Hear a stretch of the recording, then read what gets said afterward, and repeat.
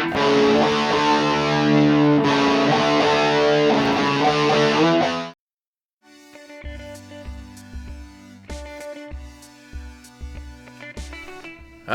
this video is about an interesting train that just came out last year and was delivered in early 2020, I believe. Well, maybe late 2019. It is from the manufacturer Zeitgeist, or as you would say in English, Zeitgeist, and it is the Bavarian Zugspitzbahn, which is a cog railway.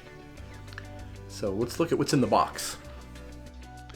Comes in a nice cardboard box with a sleeve on it. It's got a picture of the train. The backside has some other interesting information. Inside the box, we got a nice little booklet which has a lot of detail on the history of this particular locomotive and train. And then you have the small locomotive. It's got some extra bits that we'll talk about in a second underneath it. There's one of the passenger cars, and then parts of the track that you need to assemble. Additional parts of the track, the rails, are separately packaged. In the small Ziploc bag, you get a bunch of bits to attach door handles and door steps, some undercarriage piping and trim, and the couplings that you have to assemble. And there's a choice of two couplings, the display couplings for the display case, or the functional couplings for use on a layout. As mentioned, the track has to be assembled. You get two of the rails, which are about 1 meter long.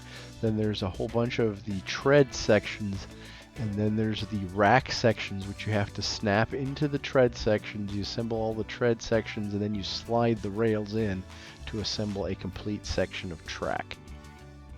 So here you can see the whole bunch of railroad tie sections, and then the track sections that have to get snapped into the tie sections. They have little pins on the track sections here that you align with the holes in the center of the tie sections. And you got to just get that first one going, and once you have one of them aligned, then it's a little bit easier to get the next one to snap in, and then it becomes really easy to kind of snap them in as you go along. And then once you've got them all sort of snapped in, I go back and press down on the entire set just to seat them properly over the length. Sometimes one will not be quite seated. And once you've got all your railroad tie track sections together, you have to slide the actual rails into the railroad tie pieces, these sections that you've created. The trick is getting them aligned correctly. The rail has a wider side, that's the foot that goes down, and then there's a little bit narrower edge, that's the top of the rail.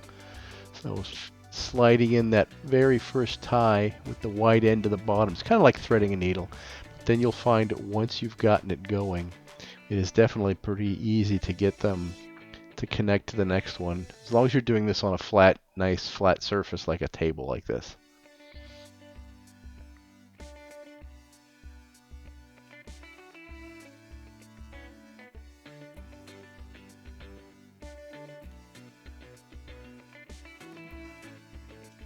So then once you have one section in, you take the next section of tread and rack and align the correct end and keep going. There's little keys on the ends of those tread sections that will only attach one way. Now once you've got the first rail in, then adding the second rail, again like threading a needle, getting it started. But since it's already got the one rail in it, getting the second rail slid down its length is pretty easy once you've gotten it started, as we'll see here. And you just zip along.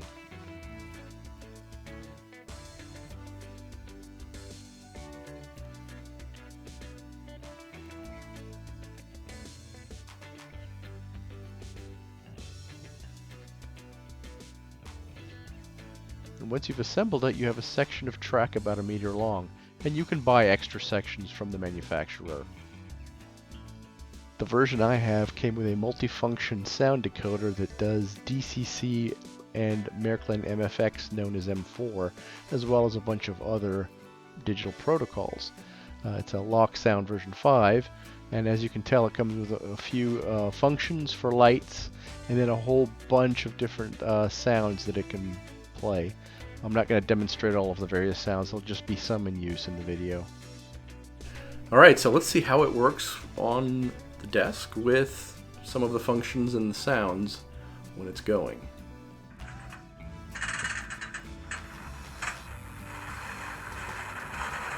So what we're listening to here is just the whir of the small motor inside and the very basic operational sounds of the locomotive.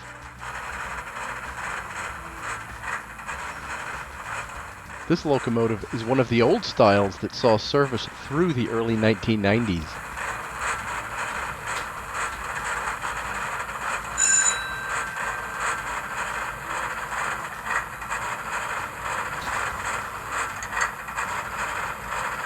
And I'm controlling the functions in the locomotive with my Märklin Mobile Station 2 controller.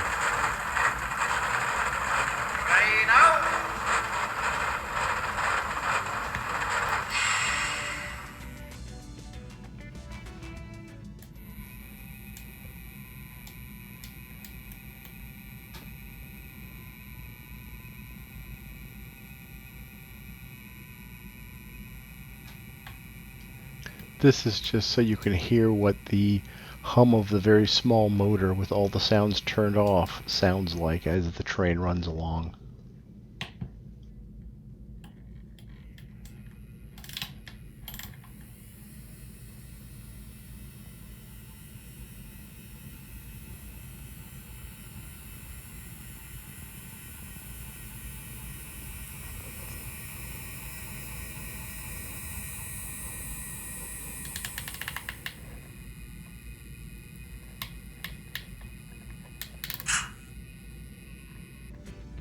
Now that's all well and good, but that's not what's really interesting about the Zugspitzbahn. What's interesting, of course, is what's special about it.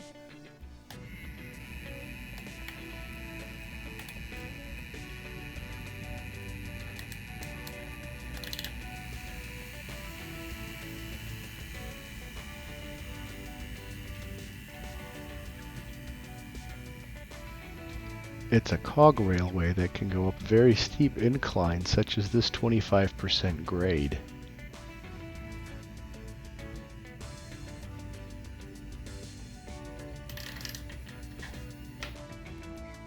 The manual explains nicely how you should and should not use this locomotive.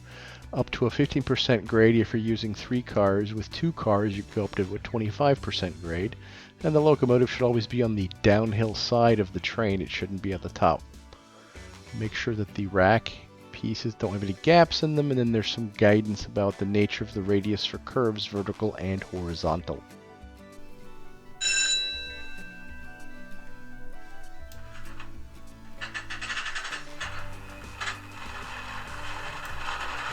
One thing of note is I have not attached the door treads, door handles, or the undercarriage piping in these models yet.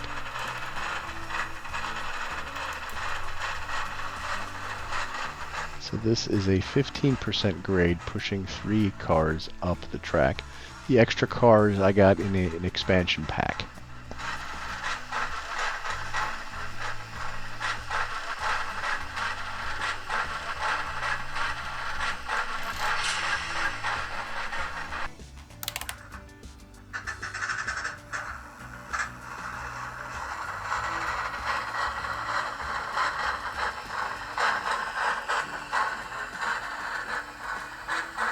And here we see 2 cars being pushed up a 25% grade, the maximum that you should go with this locomotive.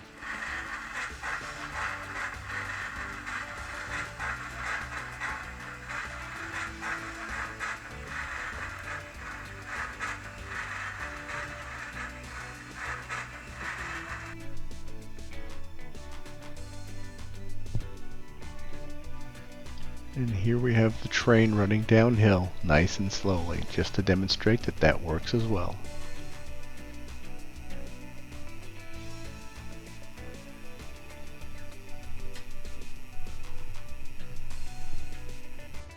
And now we're at the educational portion of this train introduction. We're going to take a brief visit to the Zugspitze. We'll pivot the globe around to face south. It's in Germany, in southern Germany and Bavaria. And typically what you would do is to get there you would take a train or car, however you need to get to Garmisch-Partenkirchen. And from there you take a train to Greinau, which is I guess the first stop along the Cogway route portion. And from Greinau, then next stop along the way is Eibsee, which we're looking at right now. And from there it starts winding its way through the forested mountainside, going up the side of the mountain, a pretty steep clip at times. Here we can see one of the trains on the track.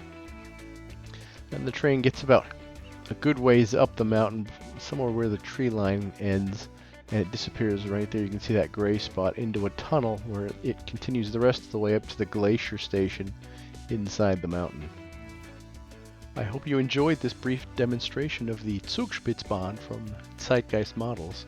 It's a great little train to add if you have a mountain in your layout.